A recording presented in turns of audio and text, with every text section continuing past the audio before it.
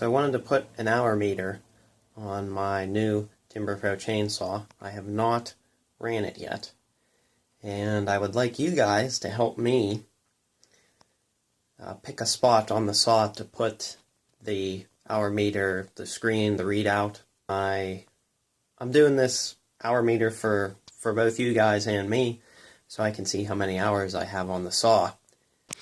So, there's a hole right here, and that does go into the carburetor.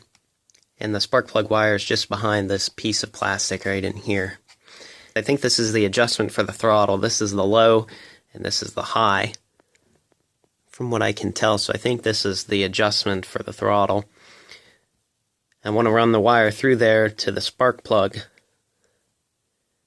wire, and I've thought about putting it here, taking off this sticker and putting it here, and making it read this way. And I've also thought about putting it in on one of these spots. It has to be pretty flat. That's kind of the big spot that's flat there. Obviously I want it to read this way, just like I do down here. But, and then I thought this spot here is going to be interfering with the pull rope. The pull rope's going to come down and this thing's going to stick out. So I'm thinking possibly here. There's not really any flat spots here. I guess I could put it over here, but that doesn't leave quite enough of room. So another spot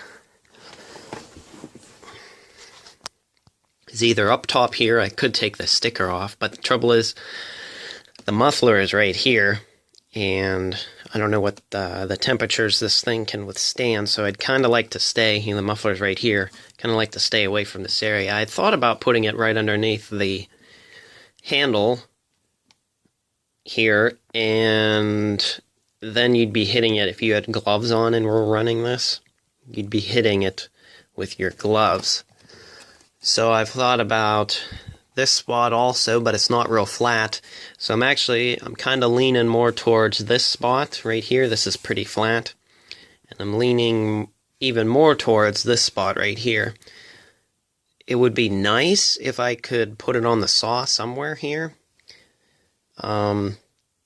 Even here it may interfere a tiny bit with a glove or something. Maybe, maybe not. Not too much, but if I could get it to stay on the body of the saw, then I can just remove this cover. No problem. So I'm thinking probably the most likely spot is here. Not so much here, but probably here. My brother had suggested maybe putting it on here, but this is where you put your foot to start it. I guess there is another spot here I could put it. I'd have to run the wiring from here down and around and then to here. So I've thought about that. I don't want to put it on the chainsaw, the cover here, because you're going to be removing this every time you have to take the chain off. So I don't think I want to do that. That's not quite big enough here. So I don't know, maybe I'll put it here. I don't know. But I need your opinions and what you guys think where you think I should put it. So other than this saw being run at the factory, like I said in the last video,